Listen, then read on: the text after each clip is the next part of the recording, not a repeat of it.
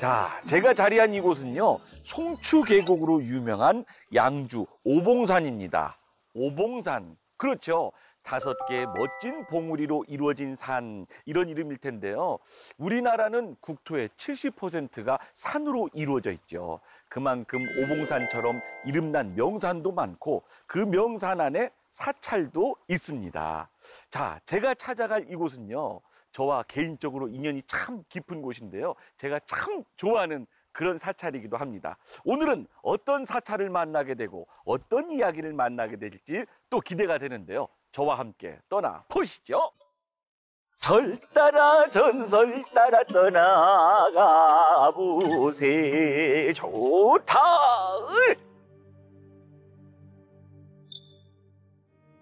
경기도 양주시 장흥면과 서울 강북구 우이동을 잇는 길이 7km의 길 우이령. 소의 귀처럼 길게 늘어진 모습이라고 해서 이름 붙여진 우이령길은 지난 1968년 무장공비 김신조 사건 이후 40여 년간 민간의 출입이 통제됐던 곳이기도 합니다. 길이 다시 개방된 때는 지난 2009년. 자연 생태계가 잘 보존된 우이령길이 생태 탐방로로 지정되면서 세간의 뜨거운 관심을 받기도 했는데요. 이때부터 오봉산 자락에 꼭꼭 숨어있던 도량, 석굴암도 세상에 알려지기 시작했습니다. 오봉산 꼭대기 에루와 톨배나무는 가지 꺾어도 에루와 문양만 나누나. 야, 진짜 그야말로 노래가 절로 나오는 그런 절경이로구나. 와, 좋다. 진짜 좋아.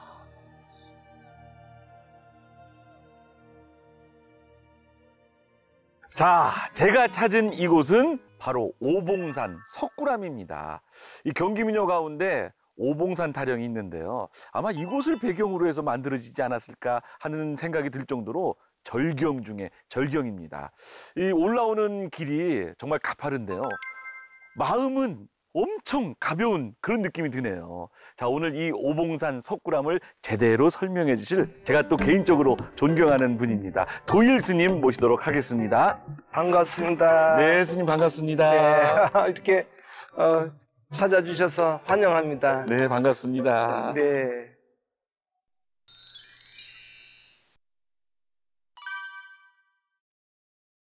네. 이 부리문, 이 현판 글씨가 스님 작품이네요. 네. 네.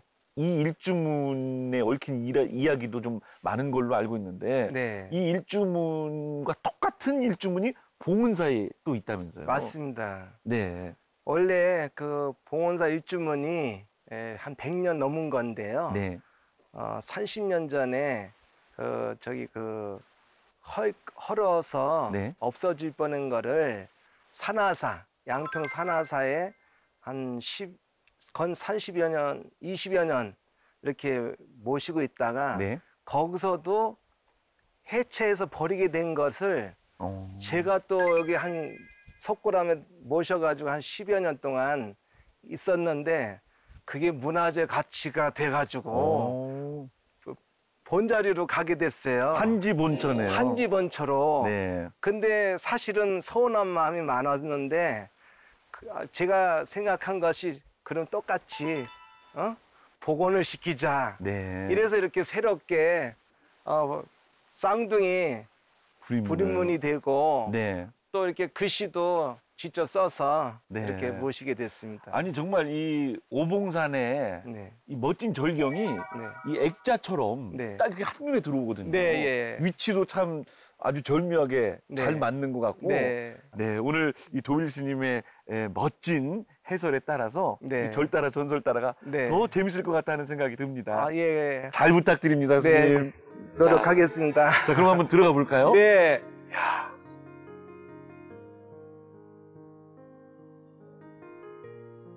오봉산 관음봉 중턱에 자리한 석굴암은 대한불교 조계종 제25교구 본사인 봉선사의 말사입니다. 신라 문무왕 때 의상대사가 창건했다고 전해지며 고려 공민왕 당시 왕사였던 나홍화상이 3년간 머물며 수행정진한 유서 깊은 천년 고찰입니다. 특히 자연동굴에 모신 나한상과 관련된 신비한 전설이 여럿 전해지면서 영험한 기도처로 각광받는 중부 제1의 나한 기도도량이기도 합니다. 사람들의 발길이 뜸했던 덕분에 청정자연과 더불어 이어져 온 오봉산 석굴암. 이곳에서 가장 먼저 찾은 곳은 비로자나부를 모신 전각입니다. 부처님이 법당 안에 안 계시고 밖에 계시네요. 네. 그 이유가 있을까요? 대웅전을 하려고 어렵게 허가를 받아가지고 네. 이 법당을 지었는데 짓고 나서 보니까 마음이 바뀐 거예요.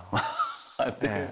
왜 바뀌셨을까요? 왜 바뀌었냐면은 안에다 모시면은 어두우니까 환하지가 않잖아요. 그래서 저기에 조명이 잘 들어오더라고요. 아주 자연 조명이잖아요. 예. 그러니까 자연 조명이 들어오니까 비로자나 부처님은 일명 일광열애라고 네. 하잖아요. 그래서 거기에 맞게 부합하게 이렇게 해서 비로자나 부처님을 모셨습니다. 스님, 제가 알고 있기로는 다른 사찰의 신중님하고는 다르게 이 오봉산 석굴암의 신중님은 휴대전화를 또 들고 계시고 네.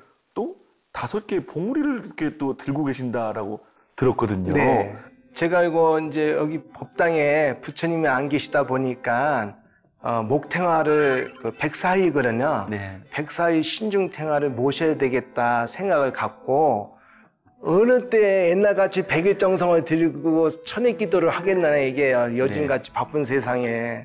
그러니까 부처님께 기도를 하면은 빨리 핸드폰 쳐가지고 우리의 어려운 시기에 그분들 소원을 빨리 풀어주자. 그런 의미에서 핸드폰으로 들게 하자. 그래서 이제 그 상징적으로 그렇게 하면은 우리의 마음의 연파가 통하지 않을까.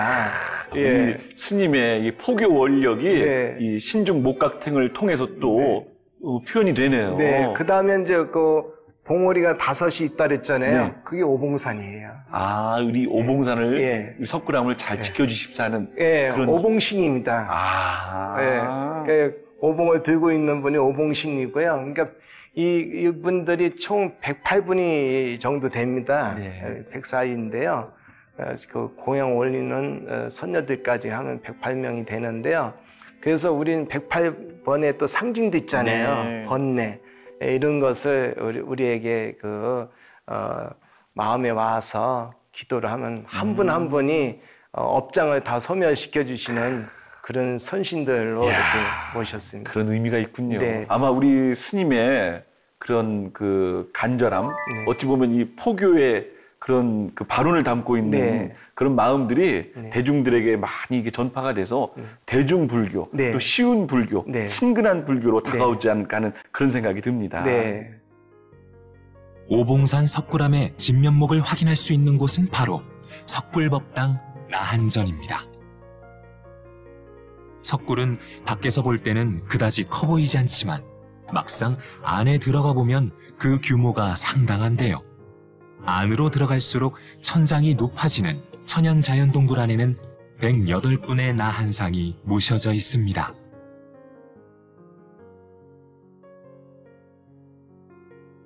아, 스님, 이 오봉산 석굴암이라는 이름을 네. 갖게 한 곳이 바로 이곳이 아닐까 맞습니다. 싶은데요. 이 나한전. 네, 예. 그렇죠. 예. 언제 이렇게 이 법당이 조성이 됐나요? 요거는 그 양주 역사 탐방의 기록에 의하면은 신라 문무왕 때 의상대사가 창건했다고 합니다. 여기 이제 그 굴이 있으니까 조그만 굴이 있으니까 여기서 3년간 그 수행했다는 그런 설화도 있는데요. 나홍화상이 자선을 하는데 뭔가 이렇게 치밀어 오르는 느낌을 받았다는 거예요. 네. 그래서 땅을 헤쳐서 보니까 우리 가운데 계신 네. 그 나한님 모습이 형상이 거기서 나오시는 거예요.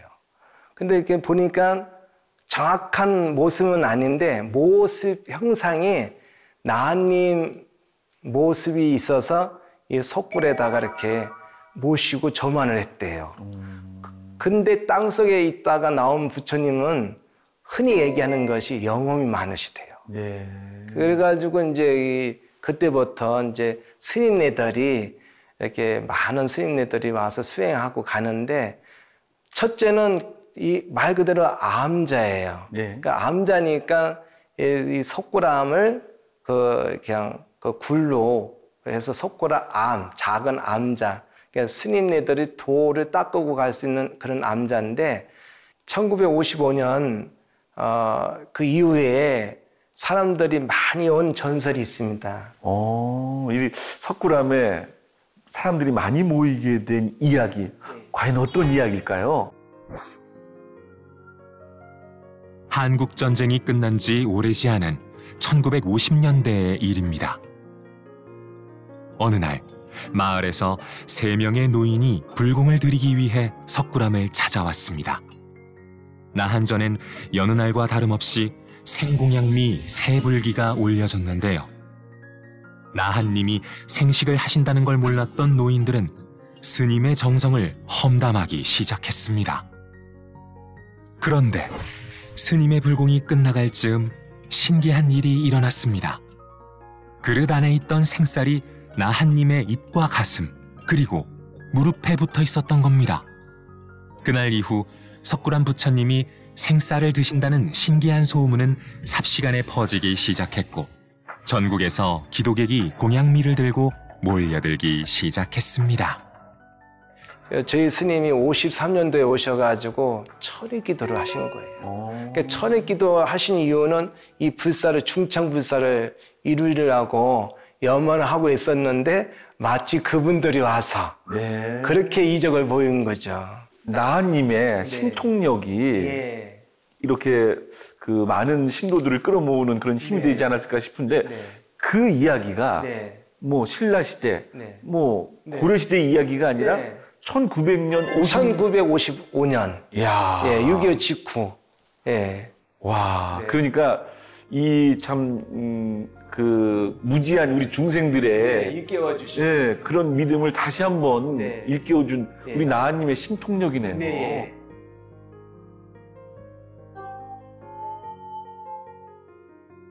나한전 위쪽 오봉산 석굴암에서 가장 높은 곳에 자리한 전각 삼성각으로 걸음을 옮깁니다.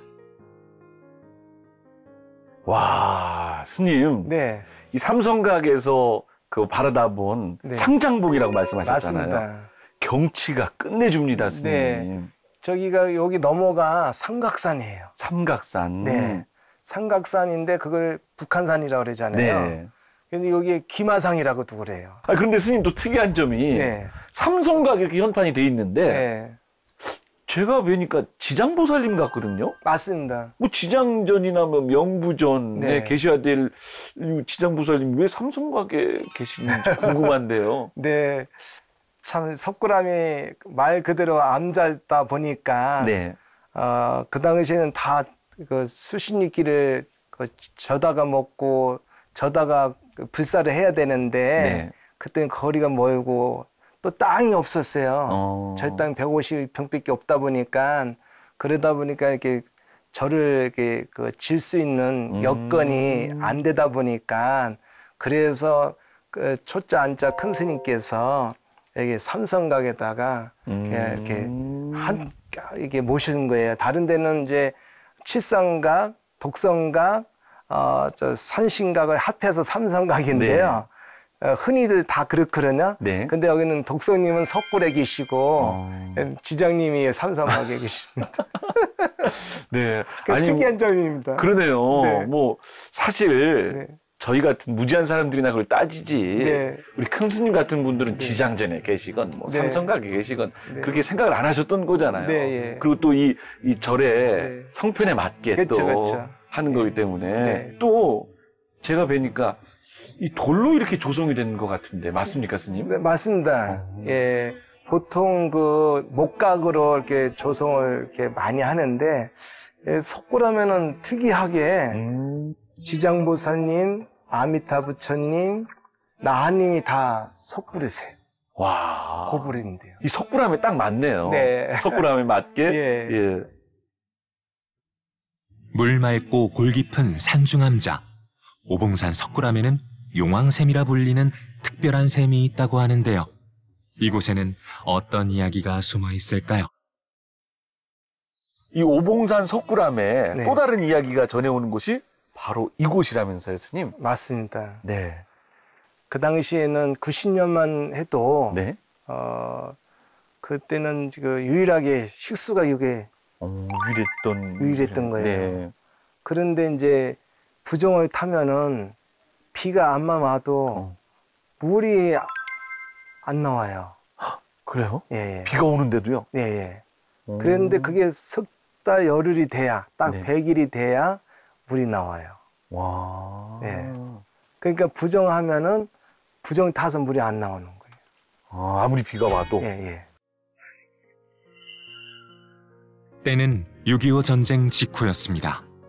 당시 주지였던 초안선사는 폐허가 된 석굴암에 운막을 짓고 살았는데요.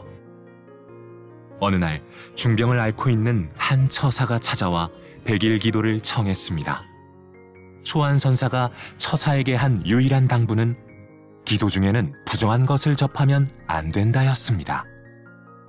철석같이 굳은 약속을 한 처사가 집에 다녀온 다음 날 갑자기 용왕샘이 말라붙어 버렸습니다. 기이한 일이었지만 무턱대고 의심부터 할 수는 없었는데요. 그러던 어느 날 한 보살이 뱀이 용왕샘 위에서 또아리를 트는 꿈을 꾸었다는 이야기를 합니다. 초안선사는 그 즉시 처사에게 자초지종을 물었습니다. 사연인즉 처사가 집에 갔을 때 몸에 좋다는 말을 듣고 뱀으로 만든 약을 절에 가져와 먹었던 겁니다. 약속을 어긴 처사는 그만 쫓겨났고 동시에 지병이 악화되고 말았습니다. 야, 이 샘물이 네. 보통 샘물이 아니었네요. 네, 맞습니다. 그런데 아까 이 나한전에서도 마찬가지지만 네. 그렇게 오래된 옛날 이야기가 아니잖아요. 맞습니다. 더 신기한데요, 스님? 예. 네. 근데 이게 우리는 전설하면은 옛날부터 구전으로 내려오는 말을 전설이라고 하는데 네. 이건 믿기기 어려운 근현대 제가 직접 체험한 사람이에요. 이 오봉산 석굴암의 용왕샘이 네. 이렇게 신기한 힘을 네. 가지고 있고 네. 어찌 보면 이 물이라는 것은 네. 이 육체적인 네. 정화도 물론이지만 이 네. 불교에서는 네. 감로수 해서 네. 부처님의 이 법비 같은 예. 감로 법비 아닙니까? 네, 맞습니다. 그런 정화하는 네. 그런 그런 의미를 담고 있어서 네. 진짜 우리 청정한 마음으로 네. 이렇게 수행 정진해야 된다는 네. 그런 의미를 또 네. 부여하고 싶은 그런 마음이 드네요. 네. 야, 진짜 영험한 예. 나한님의 영험한 기운이 깃들어 있는 이 석굴암 네. 진짜 만나면 만날수록 네. 더 아주 신비하고 네. 환희심이 드네요. 네. 나한님의 영험한 기운이 도량 곳곳에 깃들어 있는 오봉산 석굴암. 이곳에서 만날 마지막 보물은 바로 오봉산 석굴암과 역사를 함께 해온 바위에 조성한 약사열애마의 불입니다.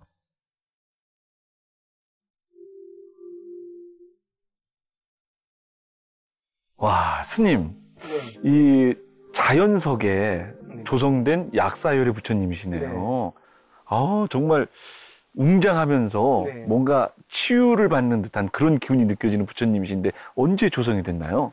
사실은 저 어렸을 때 왔을 때는 네. 빼죽하다 해서 빼죽발 바위로 이렇게 불렀어요. 네. 근데 제가 이제 이렇게 와서 보면은 이렇게 삼각형 모양 네. 이렇게 천연적으로 있는데 그때는 이제 뭐 큰 스님 때는 어려운 시대니까 꿈도 못 꾸시고 저도 역시 이제 모르고 있다가 이제 큰 스님 돌아가시고 꿈을 꾸니까 겹겹이로 부처님이 이렇게 나타나는 거예요. 그래가지고 이제 그런 거 저런 것을 생각하면서 왜 그런 꿈을 꿨을까 하면서 이제 이렇게 와서 보니까 여기다 부처님을 조성하면 좋겠다 이런 생각이 드는 거예요. 예, 우리가 이 삶을 살고 있는데 네. 뭐 몸이 유체적으로 아픈 것도 환자지만 마음적인 고통이 맞습니다. 더 크거든요. 네. 그래서 약사열애를 조성을 해야 되겠구나. 특이한 점은 발이 그러네요. 예. 원래 부처님 발은 이렇게 예, 딱. 결과부자잖아요. 네. 결과부자. 근데 앞으로 나아가 계시는데요? 예. 그 앞으로 이렇게 나와 계세요. 왜 그럴까요? 그게 왜 그러냐면은 부처님이 앉아 계시는데 결과부자고 앉아 계시는데 우리 건강 좀 해주세요 하는데 부동장색으로 앉아 계시면은 안 되니까. 그러니까 네. 이 아픈 중생들을 위해서 예. 내가 너희들을 보듬어 주겠다고 예. 앞으로 나아가시는. 일어나시는 장면이에요. 그렇군요.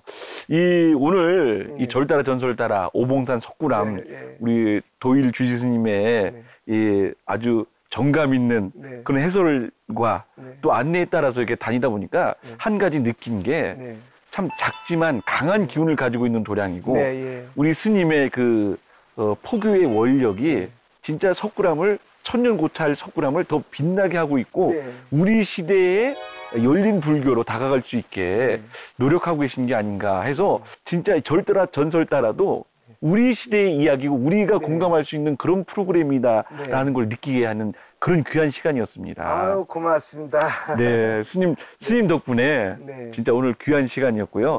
이 방송 시청하시는 여러분들도 약사열애 부처님의 가피 그리고 나한님의 그 가피 듬뿍 받으셨으리라 믿어 의심치 않습니다. 고맙습니다. 오늘 귀한 시간 함께해 주셔서 대단히 고맙습니다. 감사합니다. 감사합니다. 네. 1000년이 넘는 시간 동안 마치 산의 일부인 것처럼 청정한 기상을 이어오고 있는 사찰 오봉산 석굴암. 군사보호구역으로 묶여 무려 40여 년간 민간인들에게 통제가 되었던 오봉산 석굴암 둘러보셨습니다. 천혜의 자연 환경이 그대로 살아 숨쉬는 멋진 도량, 특히나 나한님의 영험을 받을 수 있는 근엄한 기도 도량이었습니다. 자, 오봉산 석굴암 여러분도 찾아오셔서 그 간절함 기원해 보시는 것도 참 좋을 것 같다 하는 생각 해봤습니다. 전국 방방곡곡 사찰 속에 숨겨져 있는 이야기를 찾아 떠나는 절따라 전설따라 여러분의 사랑의 마음으로 만들어집니다.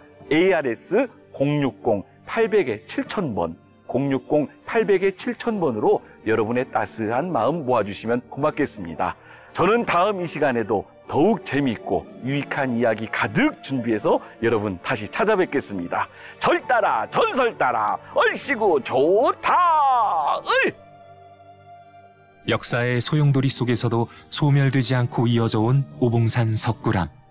천년고찰 나한도량의 영험한 가피는 오늘도 세상을 향하고 있습니다.